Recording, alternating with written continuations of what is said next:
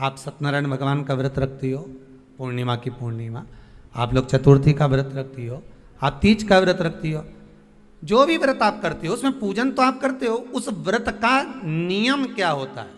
व्रत कैसे करना चाहिए, व्रत की साधना क्या होना चाहिए, व्रत में हम किस तरह से भगवान का स्मरण करें। एकादशी का व्रत भी लोगों को करना नहीं आता आज के समय में तो देखा जाए तो।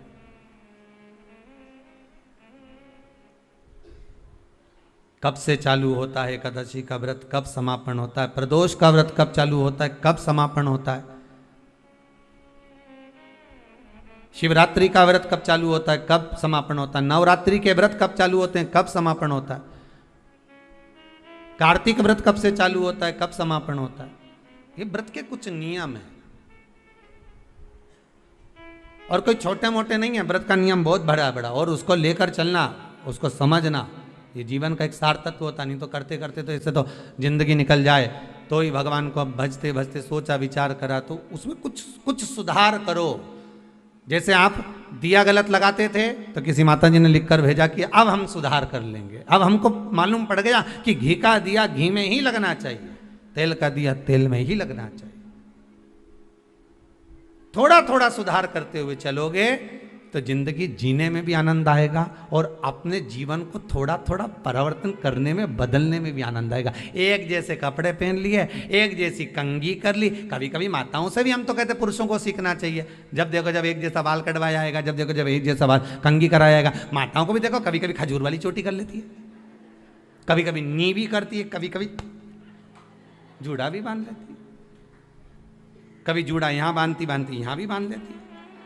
उसका क्या। कभी कभी ऐसा आता ना, वो पहले हम परीक्षा देने जाते थे ना तो वो तख्ती में लगाते थे,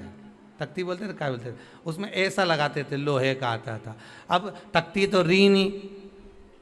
और स्कूल भी वैसे नहीं रही है कि उन पे तख्ती लेकर जाओ, तो आजकल तो लोग वैसे पेन उठाए और चल देते हैं। पर अब इन्होंने सोच लिया हमने भी अच्छी जोरदार, तो यहाँ तख्ती में लगा लेते।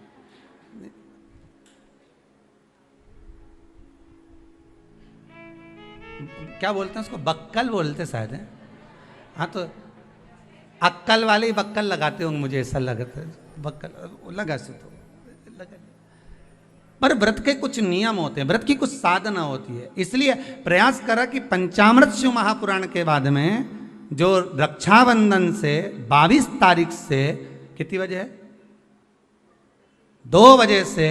22 तारीख रक्षाबंधन से जो 2 बजे से शिव महापुराण की कथा यही आस्था चैनल पर जो चालू होगी, उसमें व्रत शिव महापुराण की कथा चलेगी। संपूर्ण व्रतों का व्याख्यान,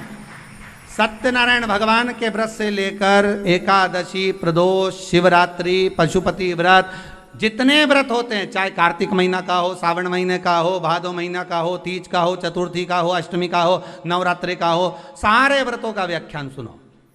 कि व्रत कैसे करना चाहिए, कौन सा व्रत कैसा हो, और कौन सा व्रत माता पार्वती ने किसके लिए कहा है, किसके लिए वर्णन किया।